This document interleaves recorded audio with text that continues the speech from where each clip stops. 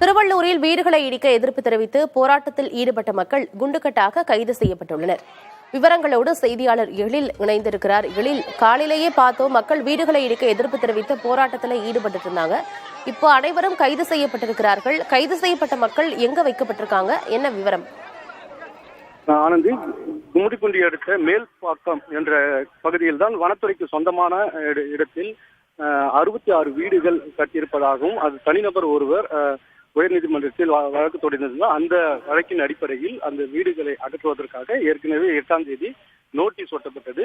14ஆம் தேதி வீடுகளிலிருந்து அப்புறப்படுத்த வேண்டும் என்று அந்த நோட்டீஸில் குறிப்பிடப்பட்டிருந்தது.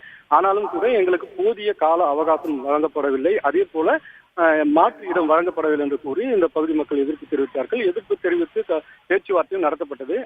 ஆனாலும் கூட இவர்கள் குறிப்பிட்ட அதாவது 12 மணி வரை ஒரு கால நிர்ணயம் செய்து அதற்கு ஒரு அவகாசம் அளித்தனர். இருந்த போதிலும் கூட தொடர்ச்சியாக அவர்கள் வீடுகளை அப்புறப்படுத்த வேண்டும் என்ற நோக்கில் 10க்கும் மேற்பட்ட ஜேசிபிகளை கொண்டு, அதே போல 250க்கும் மேற்பட்ட காவல்துறையினர், 100க்கும் மேற்பட்ட வனத்துறையினர் இணைந்து வீடுகளை அகற்றுவதற்காக முன்வந்த போது அந்த பகுதி மக்கள் குழந்தைகள், அதாவது தேர்வு நடக்கக்கூடிய இந்த நேரத்தில் இடிக்கக்கூடாது அப்படின்ற பட்சத்தில் குழந்தைகளுடன் அந்த பாட புத்தகங்களை வைத்து அவர்கள் போராட்டம் நடத்தினர்.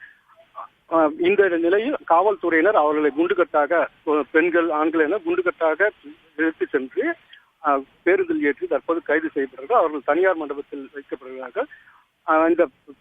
அதாவது இந்த ஜேசிபிகள் 10க்கும் மேற்பட்ட ஜேசிபி, அதே போல ஆம்புலன்ஸ், தீயணைப்பு வாகனம், காவல்துறையினர் அனைவருமே தற்போது வீடுகளை இடிப்பதற்காக வந்திருக்கிறார்கள். இங்க பேச்சுவார்த்தை நடந்து கொண்டிருக்கிறது. இன்னும் சற்று நேரத்தில் அதற்கான நடவடிக்கைகள் எடுக்கப்படும். வீடு இடிப்பதற்கான அந்த நடவடிக்கைகள் எடுக்க ஜேசிபி தயார் நிலையில் இருக்கிறது.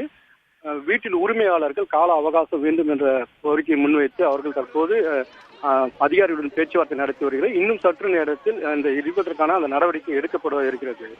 ஆனந்த், தகவல்களுக்கு நன்றி எழில்.